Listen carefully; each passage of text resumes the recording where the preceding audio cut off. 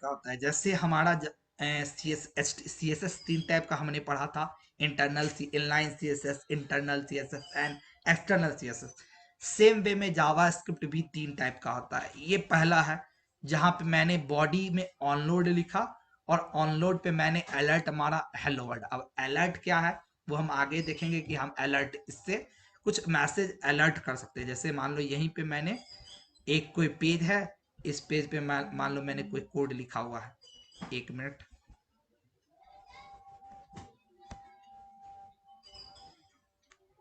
या देखो यहीं पे एक कोड है, ये बॉडी ऑनलोड अलर्ट। अब मैं इस पेज को जैसे रन करूंगा, इस पेज को जैसे ही मैं रन करता हूं देखो क्या होगा।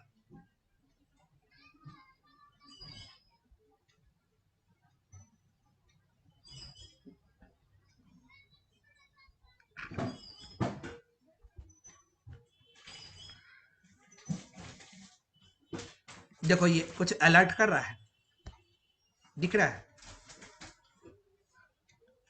This page shows hello world.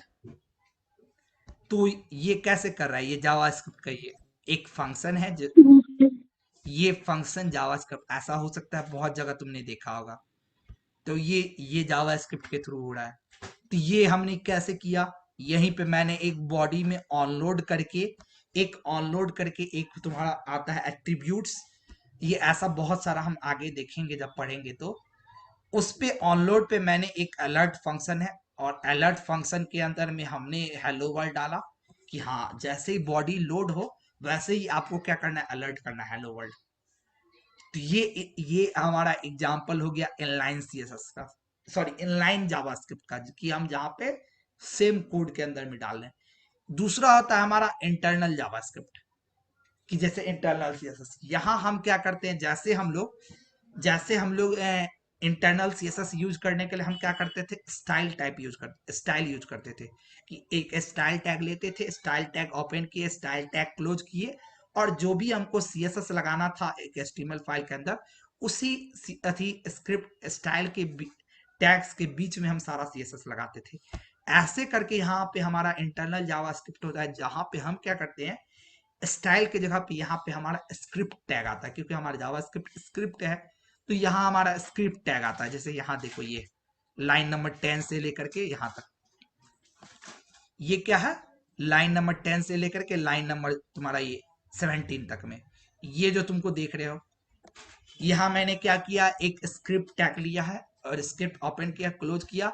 इसके अंदर मैंने एक फंक्शन क्रिएट किया ऐड नाम का, और देन आफ्टर यहाँ पे फिर वैर है, वेरिएबल क्रिएट करने का हम आगे देखेंगे कि जावास्क्रिप्ट में वेरिएबल कैसे क्रिएट होता है। तो वैर एक कीवर्ड है वेरिएबल क्रिएट करने का। वैर ए इजकल टू 5, वैर बी इजकल टू 7, और मैंने फिर एडिशन किया अलर्ट ए प्लस बी। तो अलर्ट ए प्लस बी 7 ये दे रहा है, और कंसोल डॉट लॉग बी। अब देखो तुमको यही हम क्या करेंगे, इस फंक्शन को यहाँ जो ऑनलोड है इससे हटा करके बोलेंगे कि बॉडी के ऑनलोड पे आपको क्या करना है, ऐड को कॉल करना है, आपको ऐड फंक्शन कॉल करना है। और देखो ये क्या करेगा, देखो 12 दे दिया, 12 निकाल करके दे दिया जो हम यहाँ कर रहे थे। तो ये एडिशन हम कर पा रहे हैं ब्राउजर में। अभी तक हम ये काम नहीं कर पा रहे थे, हम अभी तक ये काम नहीं कर पा रहे थे, बट अब हम क्या कर पा रहे हैं, एडिशन कर पा रहे हैं, ऑपरेशंस कर पा रहे हैं हम अपने ब्राउजर में। कि जावास्क्रिप्ट मेरा एक प्रोग्रामिंग लैंग्वेज, यहाँ ऑपरेटर्स होते हैं, वेरिएबल्स होते हैं, सब कुछ होती है। ओके, सम के बाद ये नहीं लिया, ठीक है कोई नहीं।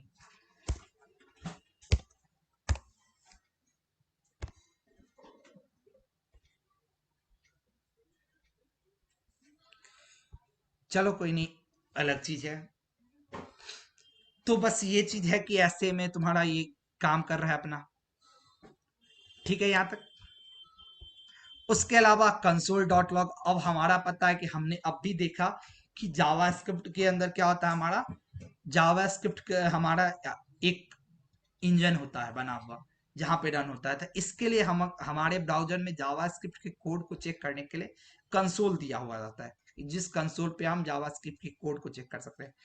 बट ये कंसोल तुमको लैपटॉप पे खुलेगा, मोबाइल पे नहीं खुलेगा। लैपटॉप पे कैसे, फंक्शन प्लस F12 क्लिक करो, या तुमको नहीं तो यहाँ सेटिंग्स में जाओ और सेटिंग्स में जा करके मोर टूल्स, डेवलपर टूल्स, और डेवलपर टूल्स में तुम जैसे खोले यहाँ देखो एलिमेंट कंसोल, और इस कंसोल पे भी देखो लिखा आ रहा है 12, क्योंकि मैंने यहाँ पे कोड लिखा हुआ है console.log a+b, तो ये कंसोल पे मुझे लिख करके रिटर्न कर रहा है 12।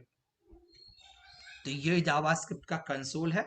अब देखो यहाँ पे मैं जैसे क्या कर रहा हूँ, यहाँ पे मैं एक कोड लिखता हूँ console.log,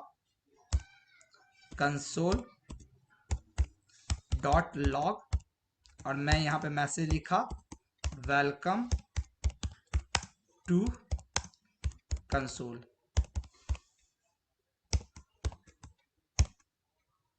सेव किया और इस पेज को देखो लोड कर रहा हूं मैं, देखो आया वेलकम टू कंसोल, देख पा रहे हो? Yes sir. तो ये क्या है, यस सर। ये एक जावास्क्रिप्ट का इंजन है, एक कंसोल है जहां पे हम क्या कर सकते हैं, कोड को चेक कर सकते हैं हम अपना लिख करके। हम आगे देखेंगे कि हम ब्राउजर में भी कैसे सेट कर सकते हैं, बट ये एक तरीका है। हम ब्राउजर में भी देखेंगे कि हम अपने पेज के अंदर में कैसे कर सकते हैं वो, बट इनिशियली ये होता है। तो ये ऐसे तुम्हारा हर एक अथी में होता है।